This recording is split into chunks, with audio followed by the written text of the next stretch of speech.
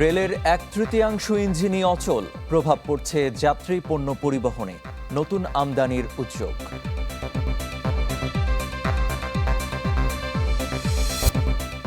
আজ কক্সবাজার ও চট্টগ্রাম সফরে যাচ্ছেন প্রধানমন্ত্রী, বরণে নেতাকর্মীদের ব্যাপক প্রস্তুতি।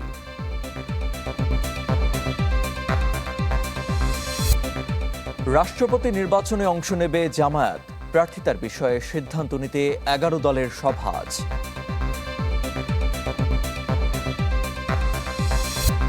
মহেশখালীতে পুরোপুরি সচল হয়নি ক্ষতিগ্রস্ত এলএনজি টার্মিনাল, ধীরগতির মেরামতে প্রশ্ন।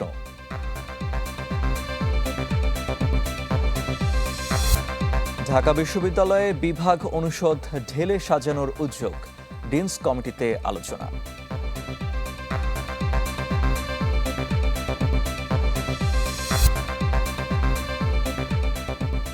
আমন্ত্রণ চ্যানেল 24-এর সকাল 7টার খবরে। শুনছিলেন AKS সংবাদ শিরোনাম।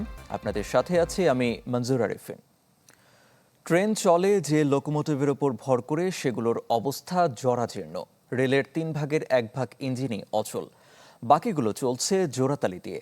এর প্রভাব পড়ছে রেলের শিডিউলে, যাত্রী এবং পণ্য পরিবহনে হচ্ছে দুর্ভোগ। আর বিব্রত হতে হচ্ছে রেল কর্তৃপক্ষকে। সংকট কাটাতে 60টি নতুন ইঞ্জিন সংগ্রহ প্রক্রিয়াধীন রয়েছে। আদ্দিন সজীবের রিপোর্ট, ক্যামেরায় ছিলেন ফাহাদ আল কাদরি।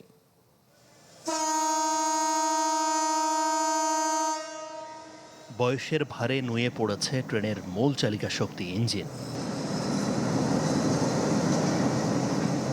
রেলওয়ের তথ্য বলছে পূর্ব ও পশ্চিম দুটি অঞ্চলে মোট ইঞ্জিন আছে 350, যার মধ্যে মিটার গেজ 150 আর ব্রড গেজ 120টি। এর মধ্যে অকেজো 80টিরও বেশি, বাকিগুলো চলে জোড়াতালি দিয়ে। 2009 থেকে 2024 এই 15 বছরে 1 লাখ কোটি টাকা খরচ করা হলেও ট্রেনের ইঞ্জিন আনার ব্যাপারে উদ্যোগ নেয়নি রেলওয়ে কর্তৃপক্ষ। এই সময়ে নতুন নতুন রেল লাইন হয়েছে ঠিকই, কিন্তু ইঞ্জিনের অভাবে গতি পায়নি ট্রেন। দীর্ঘদিনের এই সংকট কাটাতে সরকার ও AIIBর যৌথ অর্থায়নে প্রায় 3,500 কোটি টাকায় 30টি মিটার গেজ ইঞ্জিন কেনার চূড়ান্ত প্রস্তাবনা পাঠানো হয়েছে মন্ত্রণালয়ে। পাশাপাশি এশীয় উন্নয়ন ব্যাংকের ঋণে চট্টগ্রাম দোহাজারী রেলপথ রূপান্তর প্রকল্পের আওতায় আরও 30টি মিটার গেজ ইঞ্জিন সংগ্রহের টেন্ডার অনুমোদনের অপেক্ষায়। আমরা আশা করছি যে সেই স্পেসিফিকেশন বা টেন্ডার ডকুমেন্টের কনসেন্ট আমরা এডিবি থেকে পেলে এটি যিনি প্রকল্প পরিচালক আছে তিনি প্রকল্প দপ্তর থেকে দরপত্র আহ্বান করবে। কন্ট্রাক্ট করার পরেও 2 বছর সময় লাগে, কারণ এটি নতুন করে ম্যানুফ্যাকচার করতে হয়। লোকোমোটিভ সংকটের সবচেয়ে বড় ধাক্কা পড়ছে পণ্য পরিবহনে। কেবল পূর্বাঞ্চলেই প্রতিদিন 13টি পণ্যবাহী ইঞ্জিনের চাহিদার বিপরীতে মিলছে মাত্র 3-4টি। রেলওয়ের ইঞ্জিনিয়ারিং ক্যাপাসিটিটা আরও স্ট্রং করা উচিত। ইঞ্জিনিয়ারিং ক্যাপাসিটি স্ট্রং হলে প্রকিউরমেন্টের সময় বেনিফিট পাওয়া যাবে। আর নইলে যারা সাপ্লায়ার তারা আসলে বিভিন্ন জিনিস বুঝাই টুঝাইয়ে দেখা গেল কি সিম্পল একটা জিনিস তারা হ্যান্ডিক্যাপ করে রাখে। ইঞ্জিনের এমন জীর্ণ দশা নিয়েই বছরে প্রায় 10 কোটি যাত্রী আর 40 লাখ টন পণ্য পরিবহন করছে রেলওয়ে। আদ্দিন সজীব, চ্যানেল 24, ঢাকা। পদ্মা সেতু হয়ে দক্ষিণ পশ্চিমাঞ্চলের যোগাযোগ ব্যবস্থায় যুক্ত হচ্ছে নতুন ট্রেন। তবে নতুন এই যাত্রার আগেই সামনে এসেছে রেলপথের নিরাপত্তার বিষয়টি। আধুনিক প্রযুক্তি নির্ভর রেলপথের গুরুত্বপূর্ণ সিগন্যাল সরঞ্জাম এবং কেবল চুরি হয়ে যাওয়ায় ব্যাহত হচ্ছে স্বয়ংক্রিয় ট্রেন নিয়ন্ত্রণ ব্যবস্থা। এতে দিন দিন বাড়ছে দুর্ঘটনা ঝুঁকি। প্রমত্তা পদ্মা পাড়ি দিয়ে দ্রুত গতিতে ছুটছে আন্তনগর ট্রেন। দেশের অন্যতম আধুনিক এই রেলপথে ট্রেন চলাচলে নিয়ন্ত্রণ ও নিরাপত্তা নিশ্চিতে রয়েছে কম্পিউটার নিয়ন্ত্রিত ইন্টারলকিং সিস্টেম এবং স্বয়ংক্রিয় সিগন্যাল প্রযুক্তি।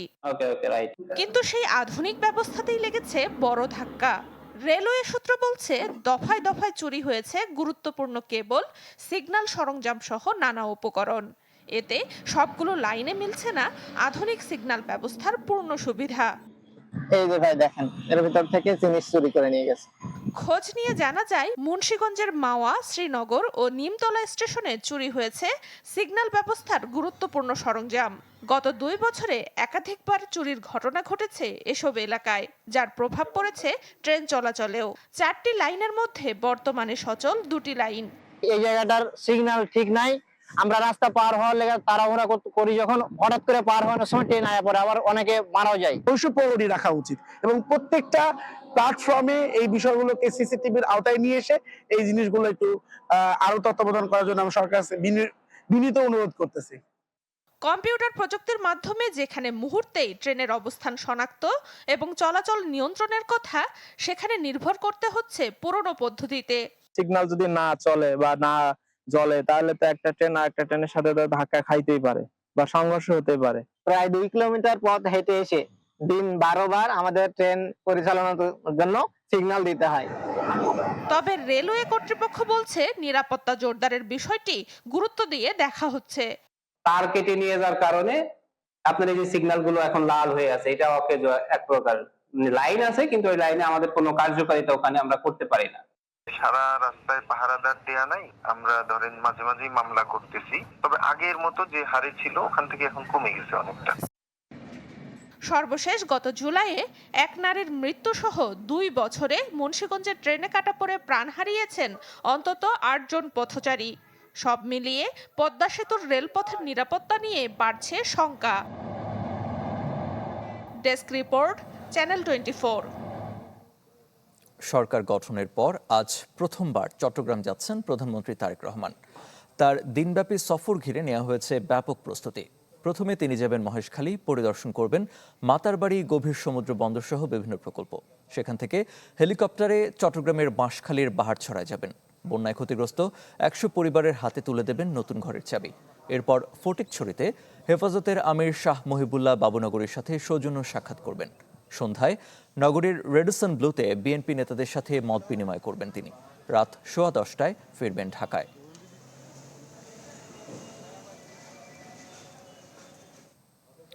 রাজনৈতিক সম্পৃক্ততা যেন পেশাদারি রক্ষায় বাধা না হয়, চিকিৎসক নেতাদের এ আহ্বান জানিয়েছেন প্রধানমন্ত্রী তারেক রহমান। বলেন, শুধু অবকাঠামোগত পরিবর্তন এনে চিকিৎসা ব্যবস্থার উন্নয়ন সম্ভব নয়। অভিযোগ করেন, একটি মহল জ্বালানি খাত অস্থিতিশীল করতে সক্রিয়।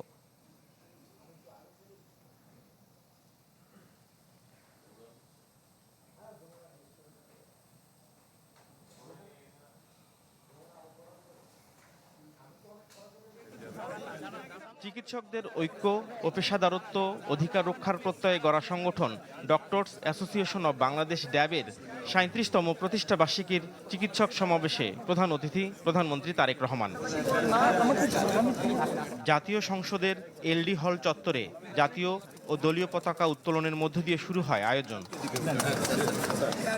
বক্তব্যে ড্যাব নেতাদের উদ্দেশ্যে প্রধানমন্ত্রী বলেন, পেশাদারত্ব ও প্রাতিষ্ঠানিক দক্ষতায় রাজনৈতিক সম্পৃক্ততা যেন ব্যাঘাত না ঘটায়।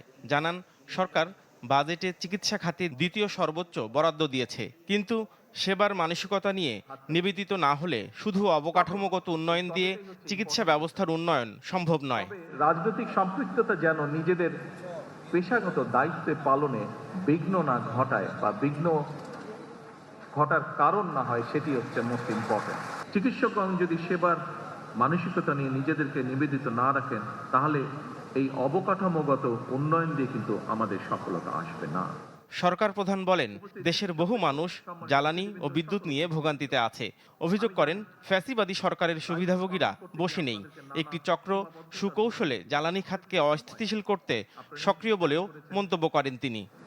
একটি চক্র খুব সুকৌশলে জ্বালানি কিংবা বিদ্যুৎ সেক্টরকে অস্থিতিশীল করার জন্য সক্রিয়, বেশ সক্রিয়। তারা বিভিন্নভাবে বিভিন্ন বিভ্রান্তিকর বক্তব্য উপস্থাপন করছে। সরকার কিন্তু একবারও অস্বীকার করেনি যে বহু মানুষ, বাংলাদেশের বহু মানুষ এই মুহূর্তে বিদ্যুৎ আর গ্যাস সংক্রান্ত বিষয় অনেক কষ্ট ভোগ করছে। প্রধানমন্ত্রী বলেন, সরকার এমন এক চিকিৎসা বান্ধব বাংলাদেশ গড়ে তুলতে চায় যেখানে সবার মানসম্মত স্বাস্থ্যসেবা নিশ্চিত হবে। উন্নত চিকিৎসার জন্য যেতে হবে না বিদেশে। এমন একটি চিকিৎসা বান্ধব বাংলাদেশ গড়ে তুলি যেখানে দেশের প্রতিটি মানুষ মানসম্মত স্বাস্থ্যসেবা পাবে। নাফিউল ইসলাম লিংকন, চ্যানেল 24, ঢাকা। দেশ ও মানুষের কল্যাণে কাজ করতে ইউএনওদের আহ্বান জানিয়েছেন প্রধানমন্ত্রী তারেক রহমান। রাজধানীর তেজগাঁওয়ে প্রধানমন্ত্রীর কার্যালয়ে এক সভায় তিনি এ আহ্বান জানান। বলেন, রাষ্ট্রীয় দায়িত্বে থাকা প্রত্যেকের জন্য মানুষের সেবার সুযোগ বড় একটি আমানত। একে কাজে লাগিয়ে অসহায় মানুষের পাশে দাঁড়াতে হবে। আগামী প্রজন্মের জন্য রেখে যেতে হবে একটি নিরাপদ এবং বাসযোগ্য বাংলাদেশ। প্রধানমন্ত্রীর মন্তব্য করেন, উন্নয়ন শুধু অবকাঠামো নির্মাণ বা অর্থনৈতিক অগ্রগতির মধ্যে সীমাবদ্ধ নয়। মানুষের মধ্যে মানবিকতা, সহমর্মিতা এবং দায়িত্ববোধ তৈরিও উন্নয়নের গুরুত্বপূর্ণ অংশ। শেখ হাসিনার রাজনৈতিক তৎপরতার দায় এড়াতে পারে না দিল্লি, এই মন্তব্য করেছেন স্বরাষ্ট্রমন্ত্রী সালাউদ্দিন আহমদ। জানান, আওয়ামী লীগের মতো করে ভারতের সাথে সম্পর্ক চায় না বর্তমান সরকার। আর প্রধানমন্ত্রীর রাজনৈতিক উপদেষ্টা রুহুল কবির রিজভী বললেন, বাংলাদেশের সাথে হাসিনা কার্ড খেলছে ভারত। জুলাই গণ অভ্যুত্থানে বিশ্ববিদ্যালয় শিক্ষকদের ভূমিকা নিয়ে ঢাকা বিশ্ববিদ্যালয়ের সিনেট ভবনে এই আলোচনা সভা। এতে অংশ নেন বিভিন্ন বিশ্ববিদ্যালয়ের উপাচার্য, শিক্ষক ও জুলাই শহীদদের স্বজনেরা। সবার বক্তব্যে উঠে আসে জুলাইয়ের আকাঙ্ক্ষা বাস্তবায়নের কথা। সেই দিনগুলির কথা যদি আমরা ভুলে যাই, তাহলে আমার যারা শহীদ হয়েছেন 17 বছরে, যারা গণতান্ত্রিক আন্দোলনে যারা আমাদের হামলা মামলা গুমের শিকার হয়েছেন, আজকে প্রধান অতিথি তিনিও সেই গুমের একজন। তা আমরা তাহলে জাতি আমাদের ক্ষমা করবে না। আমরা আপনারা সবাই মিলে যাতে শহীদদের এবং জুলাই আগস্ট গণ অভ্যুত্থানের যে আকাঙ্ক্ষার বাংলাদেশ, সেই আকাঙ্ক্ষা গড়তে পারি, সেই লক্ষ্যে যাতে আমরা সম্মিলিতভাবে কাজ করে যাই। তবে সবকিছু ছাপিয়ে আলোচনায় প্রাধান্য পায় ভারতে শেখ হাসিনার প্রেস কনফারেন্স ইস্যু। এ সময় দিল্লিতে শেখ হাসিনার প্রেস কনফারেন্সের ব্যাপারে ভারত সরকারের দেয়া বক্তব্যের সমালোচনা করেন প্রধানমন্ত্রীর রাজনৈতিক উপদেষ্টা রুহুল কবির রিজভী। তিস্তা ব্যারেজের যে মহাপরিকল্পনার কথা তিনি বলছেন, এটা হতে পারে তিনি চায়না সফর করেছেন এবং চীন, মায়ানমার, বাংলাদেশ করিডোরের কথা বলছেন। সেই কারণেই কি হাসিনা কার্ড খেলা হচ্ছে? এটা আজকে মানুষের কাছে সবথেকে বড় প্রশ্ন। প্রধান অতিথির বক্তব্যে স্বরাষ্ট্রমন্ত্রী সালাউদ্দিন আহমেদ বলেন, দিল্লিতে শেখ হাসিনার রাজনৈতিক তৎপরতা চালানোর দায় এড়াতে পারে না প্রতিবেশী দেশটি। মনে করিয়ে দেন, ঢাকা দিল্লি বন্ধুত্বপূর্ণ সম্পর্ক রাখতে চায় বাংলাদেশ। আমাদের পার্শ্ববর্তী দেশ, আমরা বায়োলেটারাল রিলেশন রাখবো। আমাদের এই বায়োলেটারাল রিলেশনশিপের মধ্যে ইন্টারডিপেন্ডেন্সি আছে এবং এই ইন্টারডিপেন্ডেন্সিকে আমরা শক্তি হিসেবে মনে করি। আমরা আপনাদের সাথে বন্ধুত্বপূর্ণ সম্পর্ক বজায় রাখতে চাই। তবে আমরা কখনো আওয়ামী লীগ হতে পারবো না। আমরা বাংলাদেশের স্বার্থকে সমুন্নত রেখে on the basis of mutual dignity and respect and on the basis of the sovereign equality আমরা আপনাদের সাথে সম্পর্ক রাখবো। দেশি বিদেশি ষড়যন্ত্র মোকাবিলা করে জাতীয় স্বার্থ ও আওয়ামী প্রশ্নে সবাইকে এক থাকার আহ্বান জানান স্বরাষ্ট্রমন্ত্রী। আমরা এমন চর্চা করব না যাতে ফেসিবাদের প্রত্যাবর্তন সহজ হয়। মোহাম্মদ শফিক, চ্যানেল 24, ঢাকা। জুলাই স্মৃতি জাদুঘর নিয়ে অসন্তোষ জানিয়েছে জাতীয় নাগরিক পার্টি এনসিপি। দলটির আহ্বায়ক নাহিদ ইসলামের অভিযোগ, জাদুঘরে সরকার দলীয় বয়ান বেশি গুরুত্ব পেয়েছে। আহ্বান জানান গণঅভ্যুত্থানের ইতিহাসকে দলীয়করণ না করার। উদ্বোধনের পর থেকে জুলাই গণঅভ্যুত্থান স্মৃতি জাদুঘর দর্শনার্থীদের বিপুল সাড়া পেয়েছে। শনিবার ঐতিহাসিক এই স্থাপনাটি ঘুরে দেখেন জাতীয় নাগরিক পার্টি এনসিপির কেন্দ্রীয় নেতারা। ফ্যাসিবাদ বিরোধী লড়াইয়ে ছাত্র জনতার প্রতিরোধের নিদর্শন ও স্মারক দেখে জুলাইয়ের সম্মুখ সারির নেতাদের অনেকেই যেন ফিরে গেলেন সেই দিনগুলোতে। অবশ্য জাদুঘর নিয়ে আক্ষেপ ও অভিযোগ করলেন এনসিপি আহ্বায়ক। বললেন, ভারত বিরোধী অনেক ছবি সরিয়ে ফেলা হয়েছে, বেড়েছে সরকার দলীয় বয়ান। ফেলানির একটা ভাস্কর্য ছিল, সেই জিনিসগুলো সরিয়ে ফেলা হয়েছে। মোদি বিরোধী আন্দোলনের কিছু স্মৃতি ছবি ছিল, সেটা সরিয়ে ফেলা হয়েছে। বিএনপির আমরা যখন এগারোবার ছিলাম তখনও গত 16 বছরের বিষয়গুলো দেখানো হয়েছে। সেখানে বিএনপির যে নির্যাতিত হয়েছে তারা দল হিসেবে সেগুলোর কন্টেন্ট ছিল, সেই কন্টেন্টগুলো এবার বৃদ্ধি করা হয়েছে, বাড়ানো হয়েছে। একটু দলীয় বক্তব্য এসেছে, বয়ান এসেছে। নাহিদ ইসলাম প্রশ্ন তোলেন জুলাই স্মৃতি জাদুঘরের নিরাপত্তা ও রক্ষণাবেক্ষণ নিয়ে। দাবি জানান পর্যাপ্ত জনবল নিয়োগের। বলেন 17 একর জায়গা আরও ব্যবহারের সুযোগ রয়েছে। এই ভবনের বাইরেও কিছু পরিকল্পনা ছিল সর্বশেষ যখন জাদুঘর, এখন সেই পরিকল্পনা কি পর্যায়ে আছে তারা বলতে পারেনি। এখানে কিন্তু আরো অনেক কিছু হওয়ার কথা এই পুরো যে 17 একর জায়গাটাকে ঘিরে আরো ব্যবহার করার সুযোগ আছে, সেটাকে যাতে তারা শৈল্পিকভাবে প্রকৃতি ইতিহাসটা যাতে তারা তুলে আনে। প্রায় 200-র মতো জনবল এখানে প্রয়োজন। তো এখন পর্যন্ত 15 থেকে 20 জন আছে এবং তারা ভলেন্টিয়ার দিয়ে আপাতত চালাচ্ছে। তো এইভাবে কিন্তু এটা খুবই ঝুঁকির মধ্যে এই জাদুঘরটা, নিরাপত্তাহীনতা এবং ঝুঁকির মধ্যে এই জাদুঘরটা আছে। গেল 3 দিনের মতো শনিবারও সকাল থেকে জাদুঘর দেখতে ভিড় করেন বিভিন্ন শ্রেণী পেশা ও বয়সের দর্শনার্থীরা, যাদের অনেকেই আসেন ঢাকার বাইরে থেকেও। মুহাজির হক, চ্যানেল 24, ঢাকা। রাষ্ট্রপতি নির্বাচনে অংশ নেবে জামায়াতে ইসলামী। এর সিদ্ধান্ত নিয়েছে দলটির নির্বাহী পরিষদ। বিবৃতিতে বলা হয়, বিরোধী দলীয় নেতা ডক্টর শফিকুর রহমানের সভাপতিত্বে জামায়াতে ইসলামের নির্বাহী পরিষদের সভা অনুষ্ঠিত হয়। আলোচনার পর সর্বসম্মতভাবে সিদ্ধান্ত হয় রাষ্ট্রপতি নির্বাচনে অংশ নেয়ার। আজ 11 দলীয় ঐক্যের বৈঠক আহ্বান করা হয়েছে। সেখানে চূড়ান্ত হবে বিরোধী দলের প্রার্থী দেওয়ার বিষয়টি।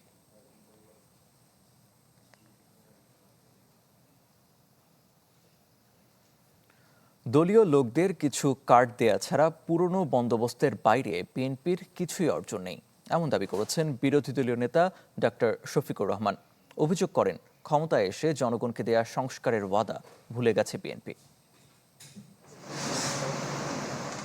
রাজধানীর মিন্টো রোডে বিরোধী দলীয় নেতার সরকারি বাসভবনে চলছে জুলাই এখনও শেষ হয়নি শিরোনামের স্থিরচিত্র প্রদর্শনী। শনিবার যা দেখতে আসেন ঢাকায় নিযুক্ত বিভিন্ন দেশের রাষ্ট্রদূত ও কূটনীতিকরা। এ সময় জামায়াত আমির অভিযোগ করেন, ক্ষমতায় এসে সংস্কারের প্রতিশ্রুতি ভুলে গেছে বিএনপি। দলীয় লোকদের কিছু কার্ড দেয়া ছাড়া কিছুই করেনি তারা। আমরা পুরানা বন্দোবস্তের বাইরে সরকারের কোনো কিছুই দেখতে পাচ্ছি না। কি দেখছি, কয়েকটা কার্ড বিতরণ দেখছি, তাও নিজস্ব লোকদের মধ্যে ম্যাক্সিমাম। এ নিয়েও আবার বিভিন্ন ধরনের কথা আছে। কিন্তু সেই চাঁদাবাজি আগের চাইতে বেশি, সেই দুর্নীতি আগের চাইতে বেশি, সেই দলীয়করণ আগের চেয়ে বেশি। পরিবারের অন্তর্ভুক্ত। পরে রাজধানীর কাকরাইলে জাতীয় ওলামা প্রতিনিধি সম্মেলনে বক্তব্য দেন জামায়াত আমির। আলেমদের আহ্বান জানান কাউকে খোঁচা দিয়ে কথা না বলার। হক কথা বলতে গিয়ে কাউকে ছোট করে একটু খোঁচা দিয়ে কথা বলবেন না। এদিকে বিকেলে ঢাকা রিপোর্টার্স ইউনিটিতে জুলাই গণঅভ্যুত্থানের 2 বছর পূর্তিতে নিজামে ইসলাম পার্টির এক আলোচনা সভায় জামায়াত আমির বলেন, জাতি সংস্কার চায়, সংবিধান সংশোধন চায় না। আমাদের সরকার ফেসিবাদের পথে হাঁটবে এটা আমরা কল্পনাও করি, কারণ তারাও তো 15.5 বছর মজলুম ছিলেন। যখন এই জনগণের রায়কে উপেক্ষা, অগ্রাহ্য, অপমান করা হয়েছে, যারা করেছে তাদেরকে চরম মূল্য দিতে হয়েছে। শেখ হাসিনা করেছে, ওনারাও এখন অ্যাবসলিউট পাওয়ার গ্রাবিংয়ের দিকে যাচ্ছেন, সব ক্ষমতা ওনাদের হাতে নেবেন। আর জামায়াতের কেন্দ্রীয় কার্যালয়ে সরকারের নতুন জ্বালানি নীতি নিয়ে সংবাদ সম্মেলনে দলের সেক্রেটারি জেনারেল মিয়া গোলাম পরোয়ার বলেন, জ্বালানি খাতকে বেসরকারীকরণের মধ্য দিয়ে এর একচেটিয়া চক্র ভাঙা যাচ্ছে না। জ্বালানি খাতকে বেসরকারি কোনো শিল্প গ্রুপের হাতে ছেড়ে দেওয়ার উদ্যোগ আরও এক ধাপ এগিয়েছে। আমরা স্পষ্ট ভাষায় বলতে চাই, এটি সংস্কার নয়, এটি হস্তান্তর। এটি প্রতিযোগিতা নয়, এটি দুর্নীতি ও লুটপাটের লাইসেন্স। ইজাজ শৌমিক, চ্যানেল 24, ঢাকা। দেশের সব নাগরিকের জাতীয় পরিচয়পত্র চলে গেছে ডার্ক ওয়েবে। চাইলেই যে কোনো কাজে ব্যবহার করা যাবে যে কারো এনআইডি। জিয়াউর রহমান হত্যায় মুজাফফরের এনআইডি নিয়ে তদন্তে নেমে এমন চাঞ্চল্যকর তথ্য পেয়েছে ট্রাইব্যুনালের প্রসিকিউশন। এতে দেশের সাইবার নিরাপত্তা হুমকির মুখে, তাই এখনই সতর্ক হওয়ার পরামর্শ বিশেষজ্ঞদের। মাসুদুর রহমানের রিপোর্ট। জাতীয় পরিচয়পত্র বা এনআইডি, যা নাগরিকদের পরিচয় প্রমাণে প্রধান সরকারি দলিল, একই সাথে বিভিন্ন সরকারি ও বেসরকারি সেবা গ্রহণের জন্য এটি অত্যাবশ্যক। তবে সম্প্রতি গ্রেপ্তার হওয়া জিয়াউর রহমান হত্যায় জড়িত মুজাফফরের এনআইডি তদন্তে নেমে চক্ষু চড়ক গাছ হয় প্রসিকিউশনের। সেখান থেকেই প্রথম জানা যায় দেশের সকল এনআইডির তথ্য চলে গেছে ডার্ক ওয়েবে। বিষয়টি নিয়ে যাচাই বাছাই শেষে পাওয়া গেল এনআইডি সংক্রান্ত সব তথ্যই পাওয়া যাচ্ছে ডার্ক ওয়েবে। সাইবার নিরাপত্তার স্বার্থে সবকিছু না দেখালেও বোঝা যাচ্ছে কেউ কেউ এসব তথ্য ইচ্ছে করে ছেড়ে দিয়েছে। আমি সিস্টেম থেকে রিড করে বলছি, 1.5 মিলিয়ন থেকে শুরু করে 170 million total data registered voter সহ লিক হয়েছে। আমাদের সরকারি ওয়েবসাইটের ক্রেডেনশিয়াল এবং সার্কুলেট করা হয়েছে ডার্ক মার্কেটে গতকাল পর্যন্ত।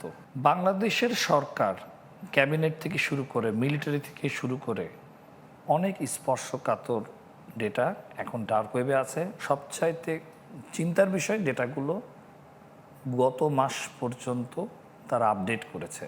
তবে আছে আরও ভয়াবহ তথ্য।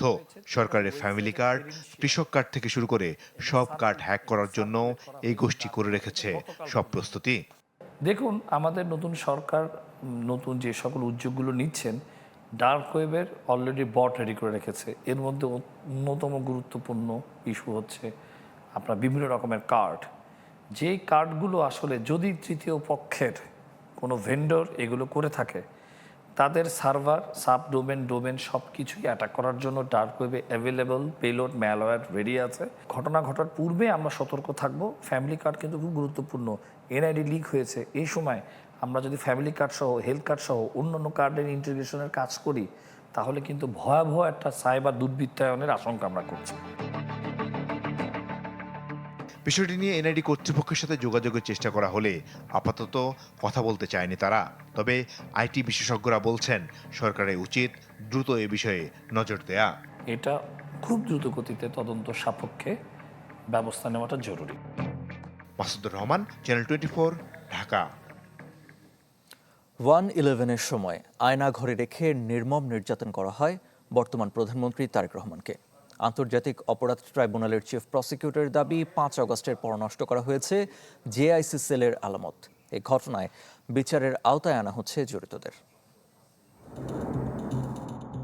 আওয়ামী লীগ সরকারের 1.5 দশকের শাসনামলের নির্যাতনের ভয়াবহ চিত্র ফুটে উঠে র্যাবের টিএফআই ও ডিজিএফআই এর জেআইসির গোপন বন্দিশালার ভিতরের চিত্র সামনে আসার পর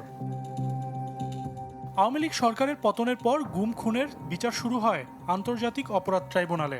এরপর থেকে একে একে বেরিয়ে আসতে শুরু করে মানুষের আর্তনাদ ও নির্যাতনের গল্প। কেউ গোপন বন্দিশালায় দিয়েছেন প্রাণ, কেউ শত নির্যাতন সহ্য করে 5 আগস্টের পর ফিরে এসেছেন জীবনের গুরুত্বপূর্ণ সময় হারিয়ে। শনিবার ডিজিএফআই এর আয়নাঘর পরিদর্শন করেন ট্রাইব্যুনালের বিচারক, প্রসিকিউশন ও আসামি পক্ষের আইনজীবীরা। পরিদর্শন শেষে চিফ প্রসিকিউটর দাবি করেন 1/11-এর সময় তারেক রহমানকে জেআইসি সেলে বন্দি রেখে নির্যাতন করা হয়েছিল। 1/11-র সময় আজকের মাননীয় প্রধানমন্ত্রী জনাব তারেক রহমানকে আজকের যে জেআইসি সেলটি আমরা পরিদর্শন করেছি তারই কোনো একটি কামরায় তাকেও কিন্তু সেখানে আনা হয়েছে, তার উপরে নির্যাতন করা হয়েছিল। চিফ প্রসিকিউটর জানান 5 আগস্টের পর আলামত নষ্ট করা হয়েছে। এ ঘটনায় জড়িতদের বিচারের আওতায় আনা হবে। অসংখ্য তারা যে এভিডেন্স তারা স্ক্রিন করবার জন্য তারা যে একটা অপচেষ্টা করেছে পরবর্তীকালে, সেটা কিন্তু টিএফআই এর মতো জেআইসিতেও এইগুলো আমরা পেয়েছি। আমরা এগুলো সিলগালা করে রেখেছি, বিচার শেষ না হওয়া পর্যন্ত হয়তো এগুলো আমাদের কাস্টডিতে থাকবে। বাংলাদেশে যাতে আর এইরকম কোনো টিএফআই সেল অথবা জেআইসি সেল বা তথাকথিত সেই আয়নাঘর নামে যে সেরকম যাতে কোনো আয়নাঘর আর ভবিষ্যতে প্রতিষ্ঠিত না হয়। তবে আয়নাঘর পরিদর্শন শেষে আসামি পক্ষের আইনজীবীরা দাবি করেন বন্দীদের দেয়া সাক্ষ্যের সাথে মিল নেই এই আয়নাঘরের। সজল সাইক, চ্যানেল 24, ঢাকা। 2 সপ্তাহ পেরিয়ে গেলেও পুরোপুরি চালু হয়নি মহেশখালীর ক্ষতিগ্রস্ত ভাসমান এলএনজি টার্মিনাল। এটি মেরামতে ধীরগতি নিয়ে উঠছে নানা প্রশ্ন। শুধু কারিগরি জটিলতা নাকি রয়েছে বৃহত্তর ভূরাজনৈতিক সমীকরণ? বিশেষজ্ঞদের মতে সংকটের স্থায়ী সমাধানে এলএনজি নির্ভরতা কমিয়ে দেশীয় গ্যাস অনুসন্ধান এবং কূপ খননে দিতে হবে জোর। দেলওয়ার দোলনের প্রতিবেদন। গ্যাস সংকটে চাপে রয়েছে দেশের শিল্প ও অর্থনীতি। সংযোগ না পেয়ে বিশেষ অর্থনৈতিক অঞ্চলের বহু কারখানা আসছে না উৎপাদনে। বিদ্যুৎ উৎপাদন কমে লোডশেডিং ছাড়িয়েছে 3000 মেগাওয়াটে। এতে শিল্পে বাড়ছে উৎপাদন ব্যয়। সাম্প্রতিক গ্যাস সংকটের কারণ হিসেবে বলা হচ্ছে কক্সবাজারের মহেশখালীর ভাসমান এলএনজি টার্মিনালে দুর্ঘটনার বিষয়টি। এতে সংকট হয়েছে তীব্র। সরবরাহ ব্যাহত হচ্ছে দৈনিক প্রায় 450 মিলিয়ন ঘনফুট গ্যাস। অন্যদিকে দেশে দৈনিক চাহিদা 380 কোটি ঘনফুট। বিপরীতে যোগান নেমেছে 215 কোটি ঘনফুটে। অন্যদিকে দেশীয় গ্যাস উৎপাদন সক্ষমতাও ৩ বছরে নেমেছে ১৬৫ কোটি ঘনফুটে, যা আগে ছিল ২১৩ কোটি ২০ লাখ ঘনফুট। তথ্য বলছে দেশীয় গ্যাসের প্রায় ৫৫% আসে শেভরনের ৩ গ্যাস ক্ষেত্র থেকে, আর ২টি এলএনজি টার্মিনালের একটি পরিচালনা করছে এক্সিলারেট এনার্জি, যারা কাতার থেকে এলএনজি সরবরাহ করে। চলমান সংকট সমাধানে সরকারের আশ্বাস মিললেও অগ্রগতি ধীর। এদিকে টার্মিনাল মেরামতের কাজ করছেন বিদেশি প্রকৌশলীরা, যেখানে নেই বাংলাদেশের কোনো প্রতিনিধি। নিষিদ্ধ দল আওয়ামী লীগের সরকার আমলে আমরা দেখেছি যে জ্বালানি যে রিগ নিয়ে যে ইনভেস্টমেন্ট করা দরকার, যে টাকাটা জমা হয়েছিল পুরোটা খেয়ে ফেলা হয়েছে। সংশ্লিষ্টরা জানান, দেশের জ্বালানি খাত মূলত আমদানি নির্ভর। অন্তর্বর্তী সরকারের শেষ সময়ে যুক্তরাষ্ট্রের সঙ্গে চুক্তি হয় ১৫ বছরে $১৫০০ কোটি জ্বালানি কেনার। চুক্তির বড় অংশই এলএনজি। সম্প্রতি যুক্তরাষ্ট্র থেকে এলপিজি আমদানিরও উদ্যোগ নিয়েছে সরকার। তবে দীর্ঘ সংকটের স্থায়ী সমাধানে দেশীয় গ্যাস অনুসন্ধানের পাশাপাশি কূপ খনন বাড়ানোর তাগিদ বিশেষজ্ঞদের। সেবা খাত থেকে বাণিজ্যিক খাতে নিয়ে গেছি এবং বাণিজ্যিক খাতে নিয়ে যে আমরা বেসরকারি খাতে উন্মুক্ত করেছি বিনিয়োগে, এবং সরকার এই খাতে বিনিয়োগের ক্ষেত্রে সরকার নিজে এই জ্বালানি খাতে গ্যাস বলেন কয়লা বলেন নিজে বিনিয়োগ করেনি।